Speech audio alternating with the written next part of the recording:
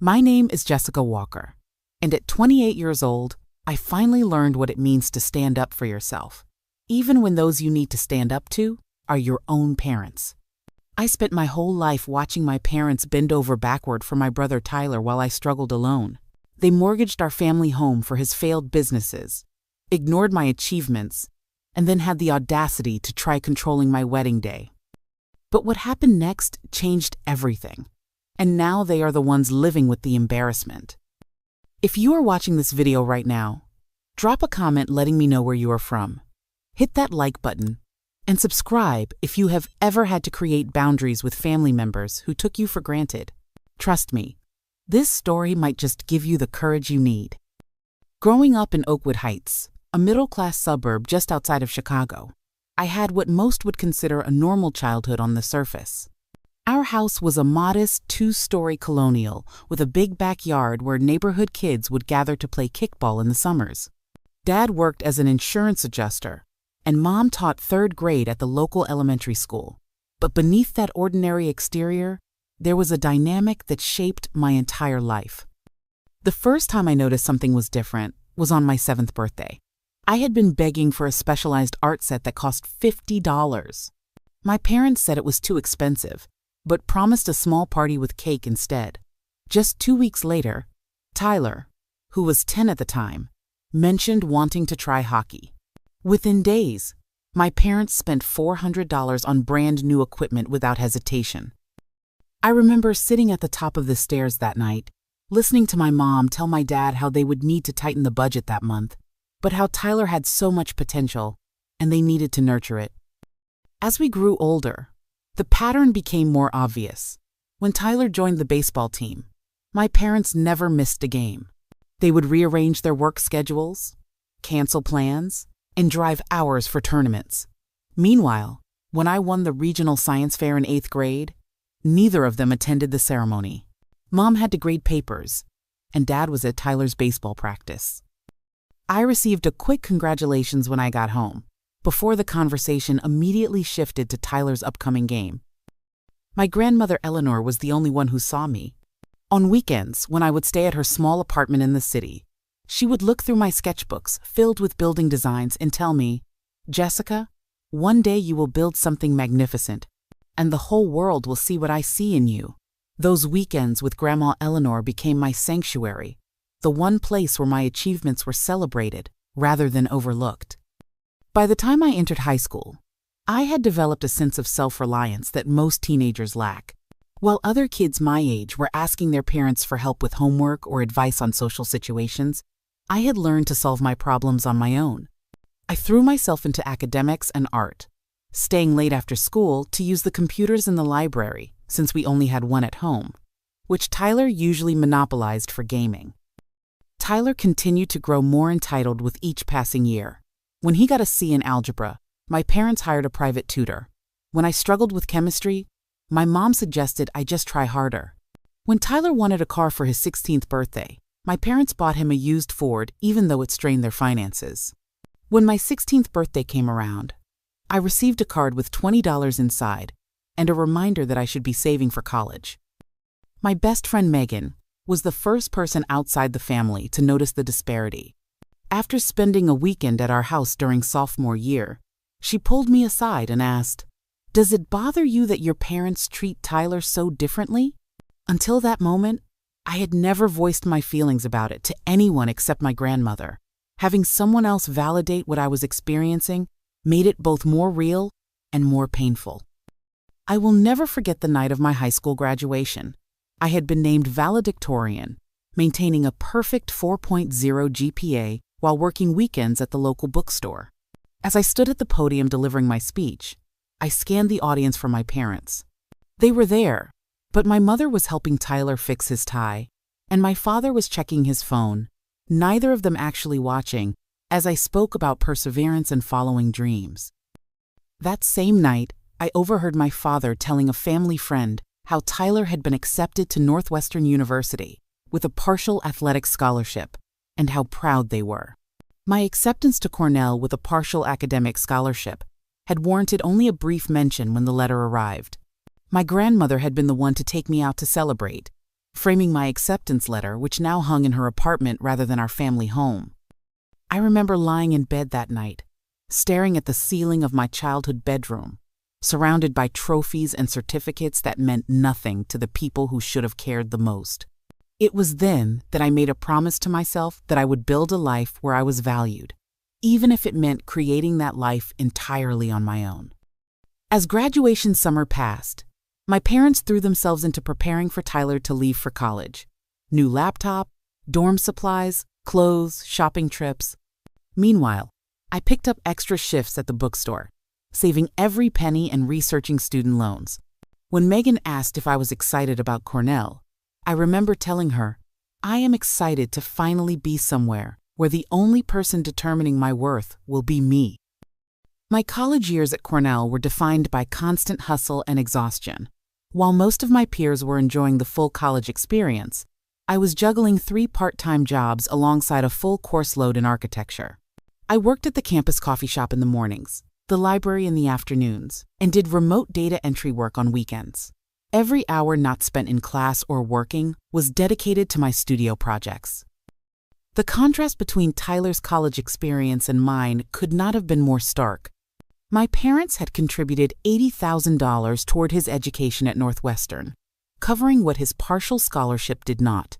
For me, they offered a one-time gift of $1,000 my freshman year, saying that since I had chosen such an expensive school, I would need to figure out the rest myself. When winter break came that first year, I stayed in my dorm room rather than going home. I could not afford the plane ticket, and the thought of watching my parents fawn over Tyler, who would undoubtedly be treated like a returning hero, was too much to bear.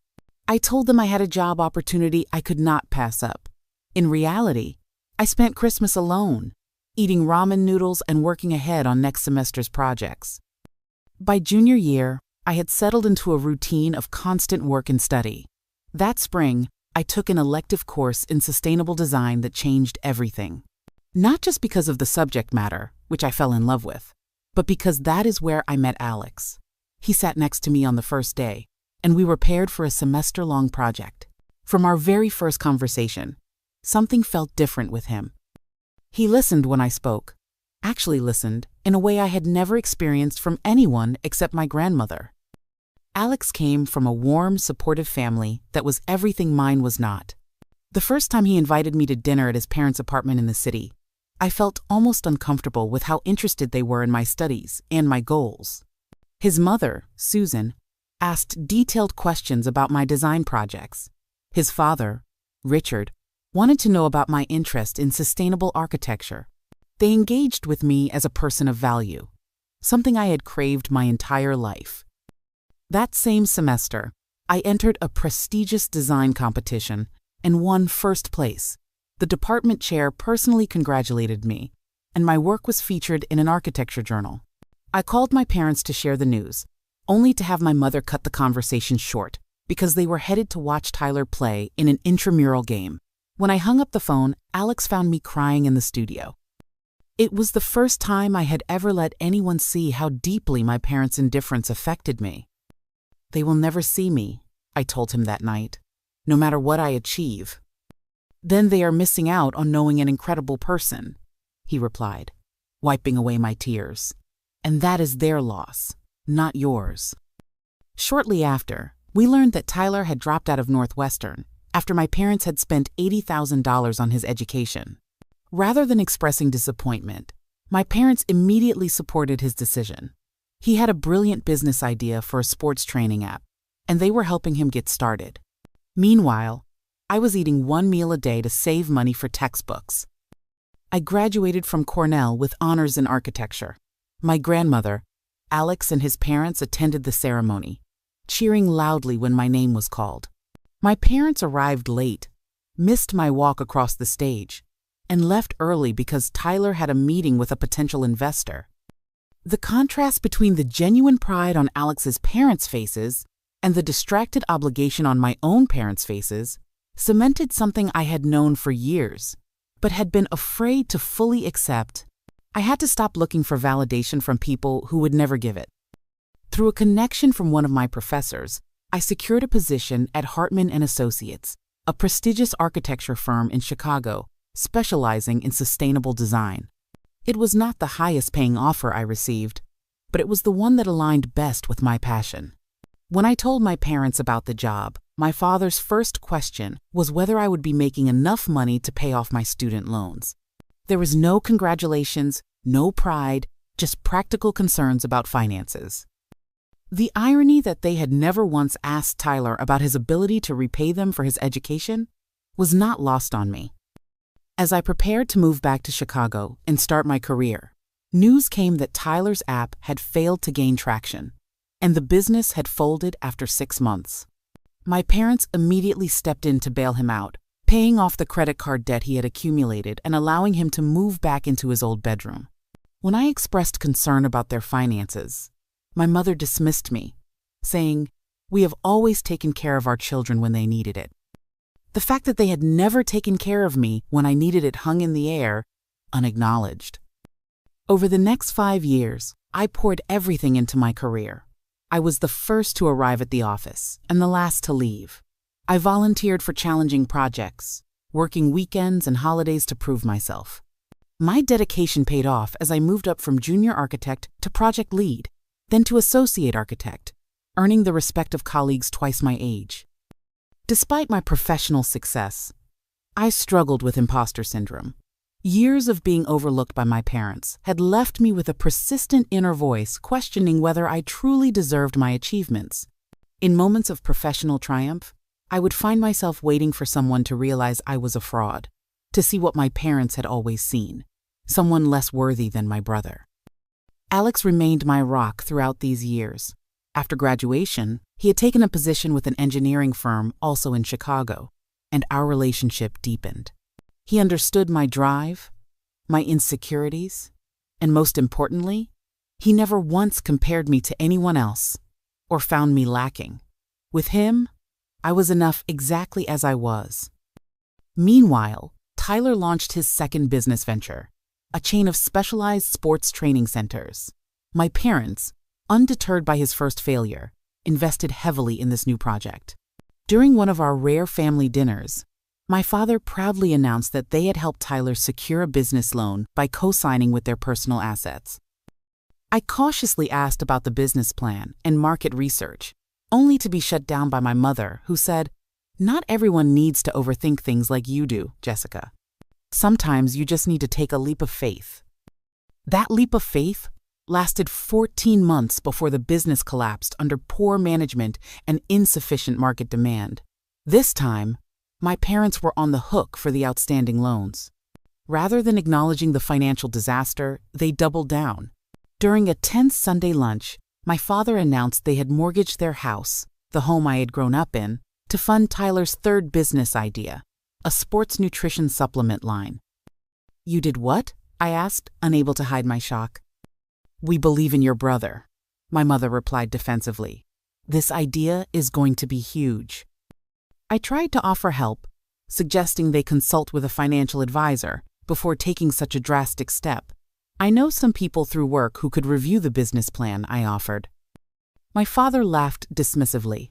"Just because you design fancy buildings doesn't mean you understand business, Jessica.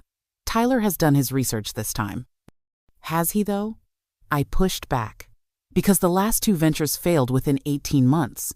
What makes this one different?" "That is enough," my mother snapped. "Just because you chose a safe career path does not give you the right to criticize your brother for being an entrepreneur.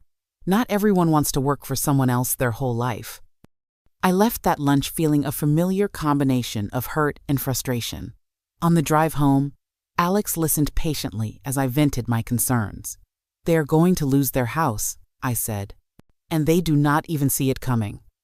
2 weeks later, I received a major promotion at work, becoming the youngest senior architect in the firm's history. That same week, Alex proposed during a weekend trip to Lake Michigan. He had planned a beautiful picnic on the beach, getting down on one knee as the sun set over the water. It was perfect, intimate, and completely us. When I called my parents to share both pieces of news, their response was predictably lukewarm. "That is nice, dear," my mother said about the promotion. Regarding the engagement, she asked practical questions about the ring. and whether we had set a date. But there was none of the excitement I had hoped for, even for this milestone. In stark contrast, when Tyler brought his new girlfriend Heather to a family dinner the following month, my parents were effusive.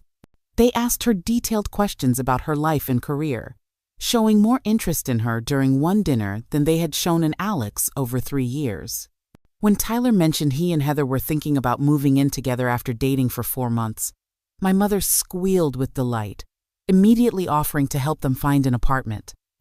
Later that night, Alex found me crying in our bedroom. "I do not understand," I sobbed. "I have done everything right. I worked my way through college. I built a successful career. I found someone who loves me, and none of it matters to them." Tyler drops out of college, fails at 2 businesses, risks their retirement, and they still act like he hung the moon. It was a painful realization that no achievement of mine would ever be enough to earn the approval I had spent my life seeking.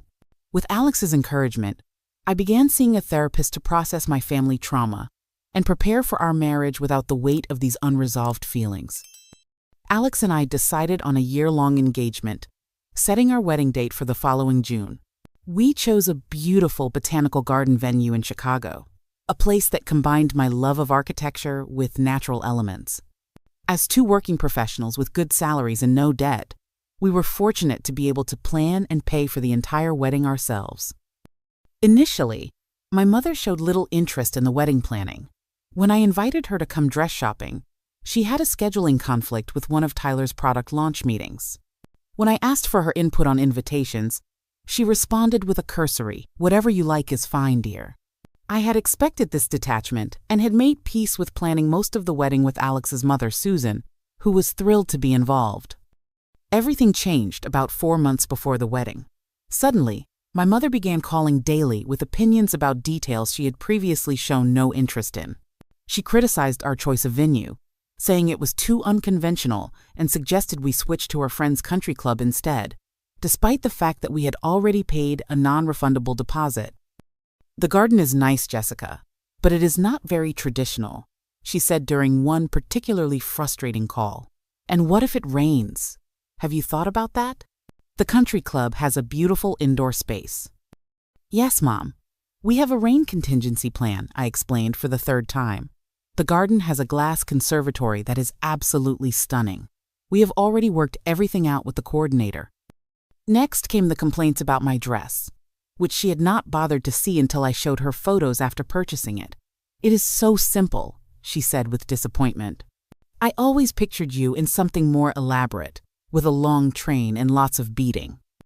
"This is the dress I love," I replied firmly. "It suits me and the venue perfectly." The strange part was that her sudden interest coincided with concerning news about Tyler's business. The supplement line was struggling to get distribution deals, and initial sales were far below projections. During a brief visit to their house to drop off save-the-date cards, I noticed past due bills on the counter and overheard my father on the phone with their bank discussing loan payments. As the wedding date approached, my parents' attempts to control the event intensified. My mother sent me a list of 20 additional guests she wanted to invite, most of whom were business associates of my father's that I had never met. When I gently explained that we had already finalized our guest list and budget, she became indignant. "These are important connections for your father," she insisted, "and they could be potential investors for Tyler's business. It would be selfish not to include them." "This is our wedding, Mom," I reminded her, "not a networking event for Tyler." The tension came to a head 6 weeks before the wedding when my mother showed up unannounced at our apartment with a completely different set of floral arrangements than what we had selected. "I took the liberty of changing the order," she announced proudly. "The florist is a friend of mine, and she agreed these arrangements would be much more appropriate. The ones you chose were so plain." I stared at the photos she presented, elaborate centerpieces with red roses and gold accents that clashed completely with our natural, organic green and white palette. "Mom, we cannot use these," I said as calmly as possible. "They do not match anything else in the wedding. We have already paid for the original arrangements." "Well, I have already paid for these," she countered. "And frankly, Jessica, you should be grateful." Your father and I are under tremendous financial strain right now with helping Tyler through this rough patch. The least you could do is appreciate when we try to contribute." That was when I lost my composure. Contribute? You have not contributed anything except criticism and complications. You ignored this wedding until suddenly deciding to take over. Where was this involvement when I was calling you for months asking for your input? "Do not be dramatic," my mother said dismissively. "I am just trying to help make your wedding day special." "By making it completely different from what Alex and I want," I retorted. "This is our day, not yours." The argument escalated until my father called, demanding to speak with me. "Your mother is in tears," he said accusingly. "After everything we have done for you, this is how you treat us? If you continue being this stubborn, we might not even attend the wedding." I was stunned into silence, the irony of his statement, "everything we have done for you," ringing in my ears. After composing myself, I responded, "Dad, I love you both, but this is my wedding. If you cannot respect our choices, then maybe it would be better if you did not attend." The phone call ended with my father hanging up on me. What followed was 2 weeks of strained silence, broken only by passive-aggressive texts from my mother about how family should come first and how disappointed she was in my attitude. During this time, Alex's parents were incredible, stepping in to help with final arrangements and providing emotional support. His mother Susan held me while I cried after particularly difficult exchanges with my family. "You deserve better than this," she whispered, "and you are allowed to set boundaries, even with your parents." The temporary estrangement was painful but clarifying. For the first time, I was standing firm in my decisions, refusing to be diminished or controlled. Alex stood by me completely, never once suggesting I compromise to keep the peace. "This is our day," he reminded me, "and you have spent your entire life compromising for them. Not this time." Just 1 month before the wedding, my parents reached out asking to meet for coffee. Hoping for reconciliation, I agreed. What I did not expect was the bombshell they dropped within minutes of sitting down. "We are in serious financial trouble," my father announced without preamble. "Tyler's business it has not worked out as planned. We are at risk of losing the house." I felt a complex mix of emotions, vindication that my concerns had been valid alongside genuine worry for my parents. "I am sorry to hear that," I said carefully. "What happened?" "The market just was not ready for his product," my mother explained defensively. "These things happen in business. The point is, we are going to need to make some changes, and we were hoping you would understand." What followed was a stunning request. They wanted me to downsize my wedding and use the money we would save to help them with their mortgage payments. They had already lost $50,000 on Tyler's failed business and were 3 months behind on their home loan. "We would not ask if we were not desperate," my father added, "but family helps family in times of need." I sat there, coffee growing cold, trying to process the audacity of their request. "Let me get this straight," I finally said. "You mortgaged your house for Tyler's business without consulting a financial advisor, despite my warnings. Now that it has failed, as I predicted, you want me to sacrifice the wedding Alex and I have saved for, planned for over a year, and are paying for entirely ourselves, to bail you out?" "There is no need to be cruel about it," my mother sniffed. "Tyler took a risk that didn't pan out. It happens to many entrepreneurs." "This is his 3rd failed business," I pointed out. "And each time, you have sacrificed your financial security to prop him up. I offered to help review his business plan. I offered to connect you with financial advisors. You dismissed me every time."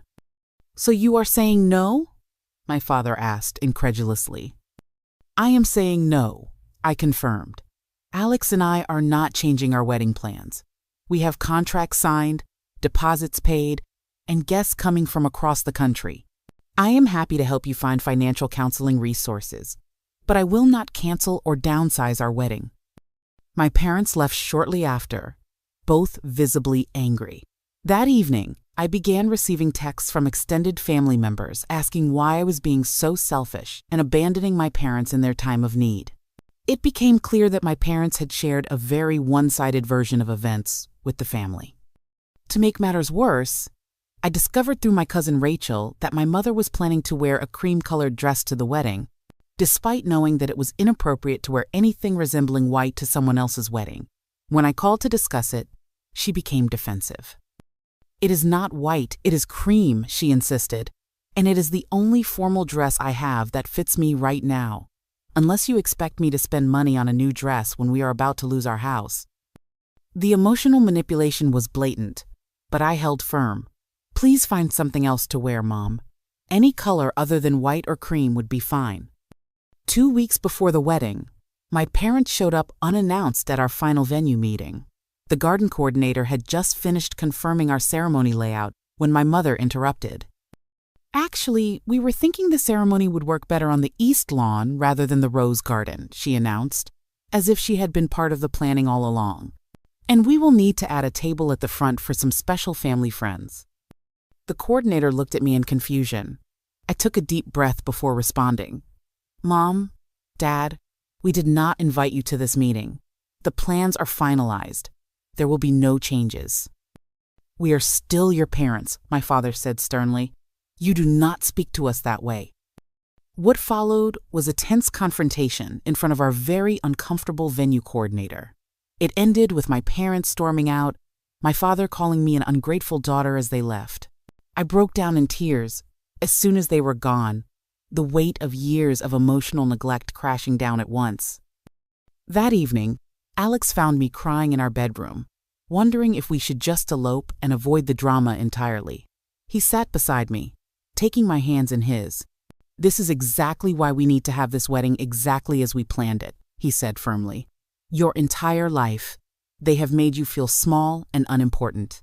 This day is about celebrating us and our love, surrounded by people who genuinely support us. We are not letting them take that away." Later that week, Tyler showed up at our apartment unannounced. He looked tired and stressed, none of the usual bravado he typically displayed. "Mom and Dad sent you to talk to me?" I guessed as I reluctantly let him in. "They do not know I am here," he replied, surprising me. "Look, Jessica, things are bad at home. Really bad. Dad is talking about bankruptcy, and Mom cries all the time." "I am sorry to hear that," I said sincerely, "but I am not canceling my wedding to bail them out. Tyler, that is not a reasonable expectation." He ran his hands through his hair in frustration. "Why do you always have to be so difficult? Throughout our entire lives, you have been the problem child, always wanting things your way, never considering the family." His words stunned me into momentary silence before anger took over. "Are you serious right now? I am the problem child? I worked my way through college while they paid for yours. I built my career from nothing while they funded business after business for you. I have never asked them for anything, Tyler. Not a single thing." "That is not true," he argued. "You were always competing for attention, always trying to show me up with your grades and awards." "I was trying to be seen," I exploded. "Just once, I wanted them to be as proud of me as they always were of you. Do you have any idea what it feels like to achieve something significant and have the people who should care the most barely acknowledge it? To watch them move mountains for your brother while you struggle alone?" Tyler looked genuinely confused. "They gave you everything I had." "No, Tyler. They gave me nothing, and you still had everything. That is the difference. And now that their blind support of you has finally caught up with them financially, they expect me to sacrifice too. I will not do it. Not this time." He left shortly after, our first honest conversation in years, leaving us both shaken. As the door closed behind him, I felt a strange sense of relief. Finally, I had said the things I had been holding inside for decades. Whether he understood or not was beyond my control, but I had spoken my truth. My wedding day dawned clear and beautiful, the June sunshine filtering through the trees of the botanical garden exactly as I had envisioned. I spent the morning getting ready with my bridesmaids, including my best friend Megan and Alex's sister Emma, in a sunlit room overlooking the gardens. Despite the tension of the preceding weeks, I felt surprisingly calm. "Are you nervous about seeing your parents?" Megan asked as she helped me into my dress. A sleek, modern gown with subtle architectural details that perfectly reflected my aesthetic. "I am prepared for whatever happens," I replied honestly. "Today is about Alex and me, not about family drama." Susan, my soon-to-be mother-in-law, came in to see me before the ceremony. She took my hands in hers and looked at me with tears in her eyes. "You look absolutely beautiful," she said. "I want you to know how proud we are to have you joining our family." Her sincere words brought tears to my eyes. This was what parental love was supposed to feel like, unconditional and supportive. I hugged her tightly, grateful beyond words for her presence in my life. My parents arrived 20 minutes before the ceremony was scheduled to begin, cutting it so close that I had begun to wonder if they would come at all. My mother had complied with my request not to wear cream, but had chosen a remarkably formal gown that seemed designed to draw attention.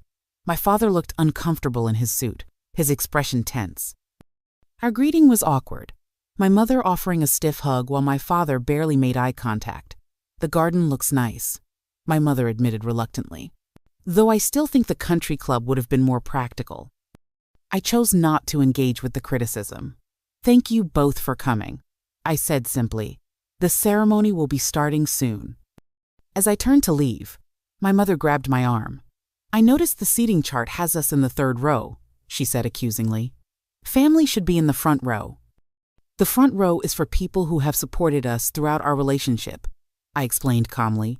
"Alex's parents are there, along with my grandmother and my mentor from the firm." "We are your parents," my father interjected angrily. "Yes, you are.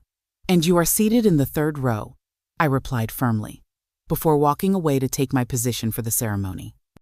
Despite the tense start, the ceremony itself was perfect.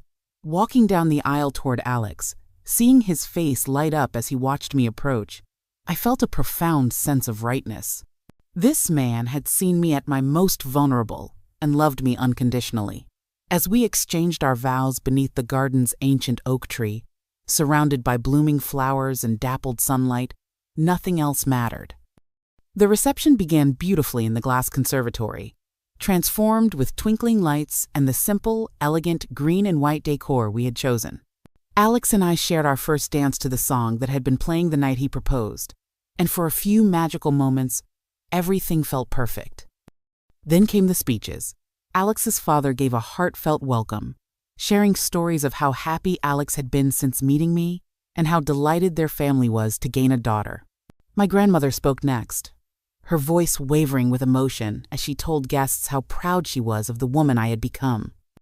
When my father took the microphone, I felt Alex's hand tighten around mine.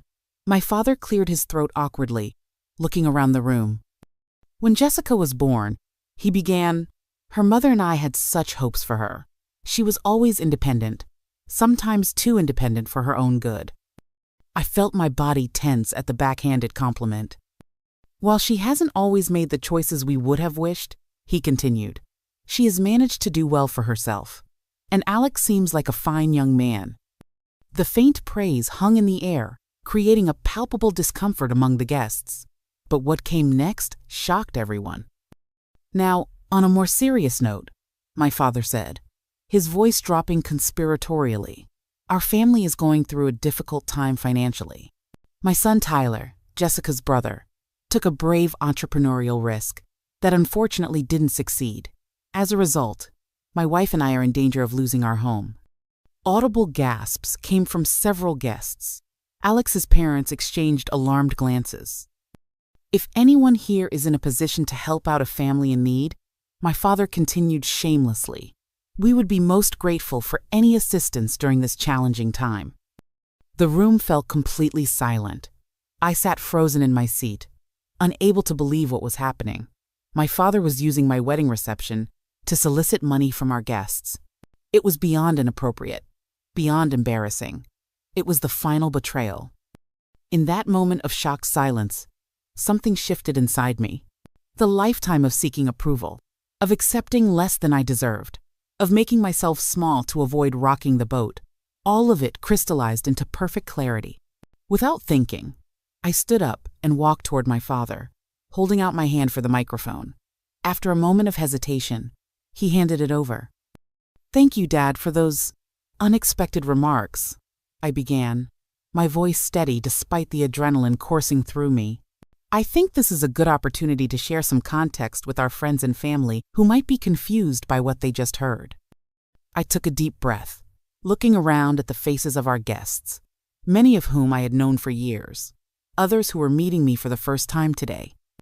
For as long as I can remember, there has been a pattern in my family. My brother Tyler has received unwavering support, financially and emotionally, while I was expected to make my own way. I worked 3 jobs to put myself through college, while my parents paid for my brother's education. I built my career without assistance, while they funded one failed business venture after another for him. I could see my mother shifting uncomfortably in her seat, my father's face reddening with anger or embarrassment, or perhaps both. When Alex and I announced our engagement, my parents showed minimal interest until just before the wedding, when they suddenly tried to take control of every detail. Then, a month ago, they asked us to cancel our wedding and give them the money instead, to help pay for the house they mortgaged to fund my brother's 3rd failed business. Murmurs rippled through the crowd. Tyler, seated at a table near the back, stood up as if to leave, then sat back down, his face a mask of conflicting emotions. "I am not sharing this to humiliate my family," I continued, my voice softening. "I am sharing it because today marks the end of a lifetime of seeking validation from people who have shown me repeatedly that they cannot give it. Today, I am choosing to surround myself with love and support, to build a new family with my husband, and to finally, fully believe that I am enough exactly as I am." I turned to look directly at my parents. "Mom, Dad, I love you. I always will, but I will no longer diminish myself to earn your approval. I hope someday we can build a healthier relationship, but that starts with honesty and respect, which is why I could not let Dad's speech go unanswered." Turning back to our guests, I raise my glass. To all of you who have truly supported us, who have celebrated our successes and comforted us in our struggles, thank you for being here today. Your presence means everything. I handed the microphone to Alex, who had joined me at the front of the room. He took it, squeezing my hand in solidarity. "What my wife said," he added simply, earning a gentle laugh from the crowd that broke some of the tension. "Now, let us get back to celebrating DJ. Music, please." As the music resumed and guests made their way to the dance floor, I watched my parents quietly exit the reception, followed shortly after by Tyler. Their departure should have felt painful, but instead, I felt lighter than I had in years, as if I had finally put down a burden I had been carrying my entire life. Alex's mother found me moments later, wrapping me in a tight hug. "I have never been prouder of anyone," she whispered. "That took incredible courage." For the remainder of the reception, I was surrounded by genuine love and support. Friends and family members approached throughout the evening to express their admiration for my honesty and strength. Many shared their own stories of family struggles, creating connections I had never expected. As Alex and I danced under the stars in the garden later that night, he pulled me close. "You were magnificent today," he said softly. "How do you feel?" "Free," I replied honestly. For the first time in my life, completely free. The days following our wedding were surprisingly peaceful. Alex and I departed for our honeymoon in Greece, spending 2 blissful weeks exploring ancient ruins and crystal-clear beaches, completely disconnected from the family drama back home. It was exactly what we needed, a buffer of time and distance to process everything that had happened and begin our marriage in a positive space. Upon our return to Chicago, I had several voicemails from extended family members, most expressing support after witnessing the wedding reception confrontation. My cousin Rachel called to tell me that my parents had become something of a pariah in their social circle after their behavior at the wedding. Apparently, several guests had overheard my father approaching others for money even after his speech was cut short, causing tremendous embarrassment. "People are talking," Rachel said, "not just about what happened at the wedding, but about how they have treated you over the years. I think a lot of people had noticed, but never said anything. Now it is all out in the open." While I took no pleasure in my parents' social discomfort, there was a certain poetic justice to the situation. For once, they were experiencing the embarrassment they had so often caused me.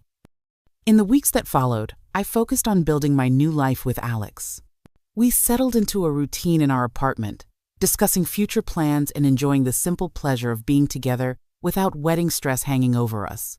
I threw myself back into work, taking on an exciting new project, designing a sustainable community center that aligned perfectly with my professional passions. A month after the wedding, I received a text message from Tyler asking if we could meet for coffee. Curious but cautious, I agreed. When I arrived at the cafe, I barely recognized my brother.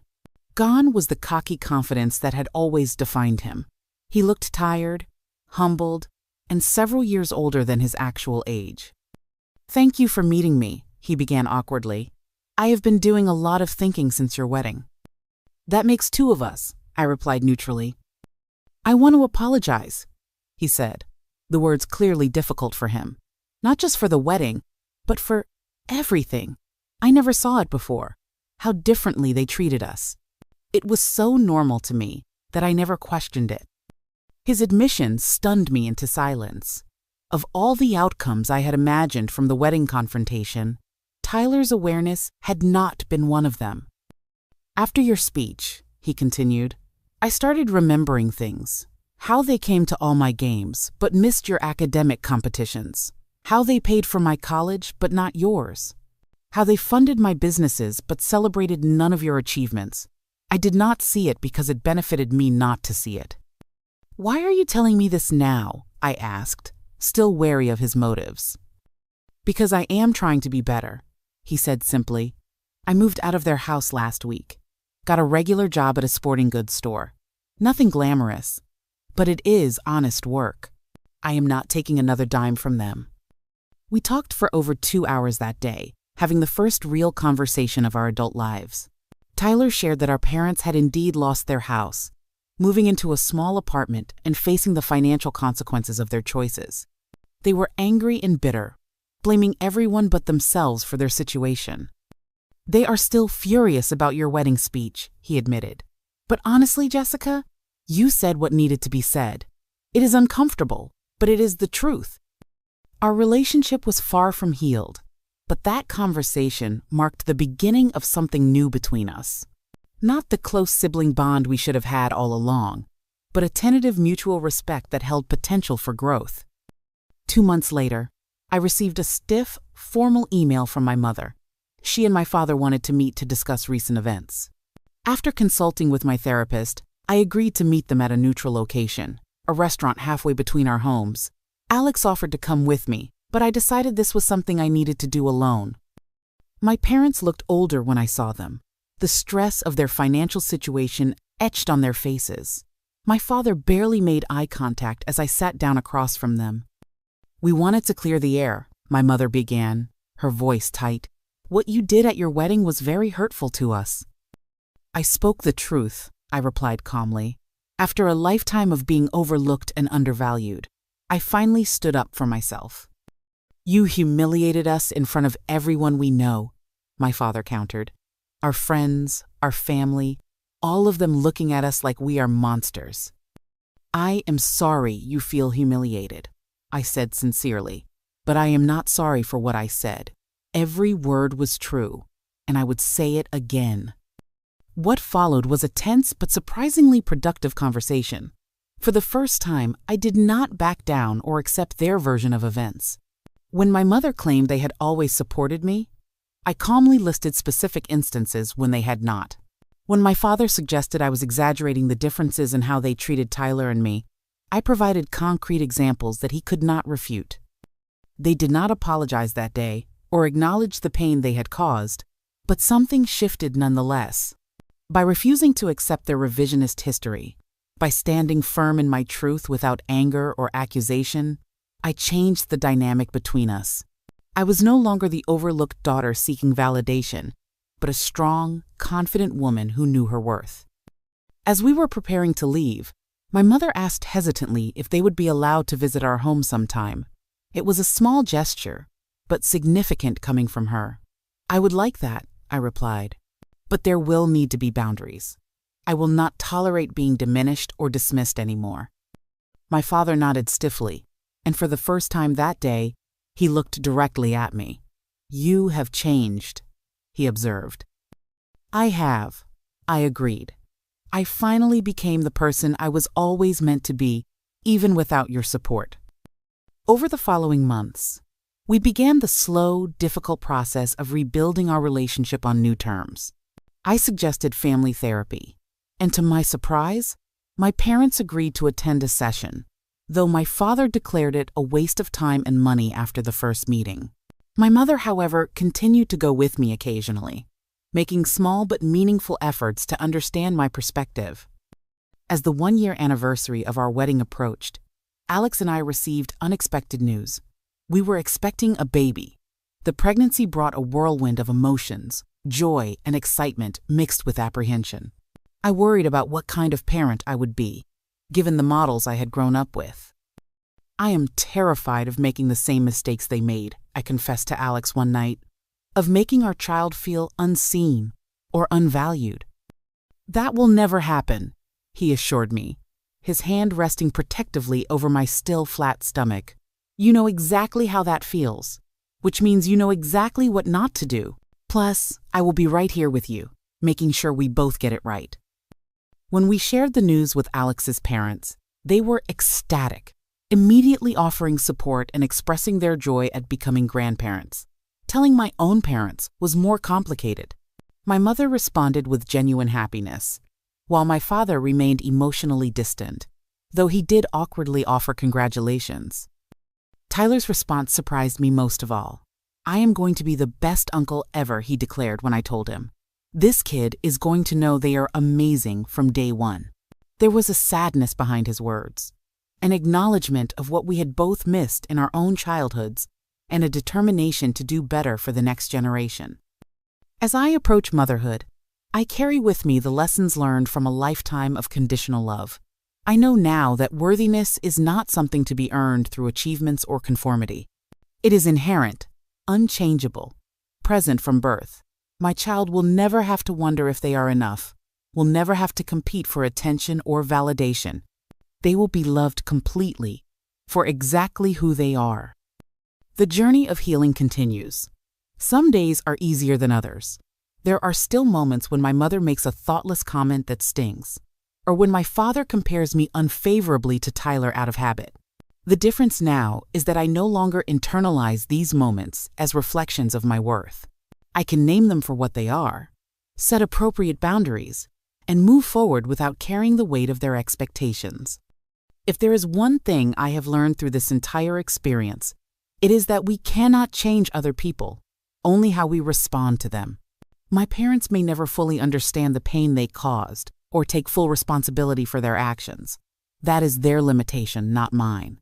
My responsibility is to break the cycle, to create a new pattern for my own family, one built on unconditional love, respect, and genuine support.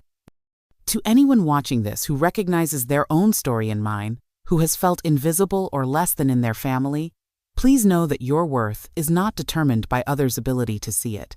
You are enough, exactly as you are. Building boundaries is not selfish. It is necessary. Speaking your truth is not cruel. It is courageous. And sometimes, standing up for yourself is the greatest act of self-love. If my story has resonated with you, please hit that like button and subscribe to my channel. Drop a comment below sharing one boundary you have created in your life that has helped you heal. How have you learned to value yourself when others would not? Your experiences might just help someone else who is where you once were. Thank you for listening to my story. Remember, the family we choose can be just as important as the family we are born into. Choose wisely, love deeply, and never forget your inherent worth.